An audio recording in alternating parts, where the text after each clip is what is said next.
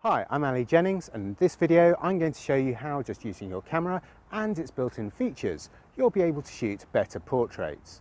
First and foremost, we need a model to shoot, without which there'd be no portrait. So first of all, let me introduce you to Tanya. Hi Ali. We're going to keep things simple, just using the camera and model, but we'll take a look at how to use the camera's built-in flash just to add a little fill-in light to help lift the shadows and to create a portrait with a bit more impact. Before we get started, let's set the camera to auto and take a shot.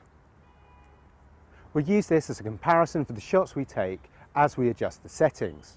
Now let's set the camera to portrait mode and take a look at the settings it selects. To do this, switch to scene mode, push info and use the dial on the back here to select portrait mode. So here we have a shutter speed in excess of 1/60th of a second and the aperture has opened to around f5. These settings aren't set in stone and will vary, but this combination shows you that you have a shutter speed that with this 50mm f1.4 will avoid any camera shake, and the aperture will get the model in focus while softening the background. I'm going to use these settings as a rough guide and now switch to aperture priority with a shutter speed of 1/125th and aperture of f5. I'm also going to make sure the flash is active by pushing this button here. Now, without changing anything, let's take another picture and see the result. As you can see, already an improvement over just using the camera in auto. Now let's take a look at the focusing and metering modes. Firstly, for focus I'll use selective so that I can move the focus point using the control dial on the back here.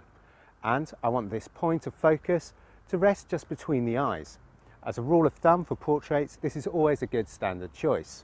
When it comes to metering, the scene mode will automatically set the metering to matrix. So I'm going to use this metering mode here in aperture priority, as it evaluates the metering for the scene and in most cases gets it spot on. Now, without changing anything, let's take another picture and see the result. As you can see, already an improvement, but of course we can improve this further by going to manual. Switch the mode dial here to manual, set the shutter speed to 1/25th and aperture to f5. This will of course vary depending on the lighting conditions. I also want to make sure that the flash is set on. Now when it comes to focusing, I'm going to move the focus point to between the eyes as before and set the metering to matrix. On other manufacturers' cameras, this will be evaluative or their own equivalent. Now I can take the shot. So much the same as the last shot, but we're now getting closer to our final picture. Into the mix now we want to add some creative control, and we'll do this using the flash. This button on the left of the flash enables us to increase or decrease the brightness. This is known as flash compensation. So in summary, use the flash compensation to brighten or darken the tones of the model and the shutter speed to brighten or darken the background.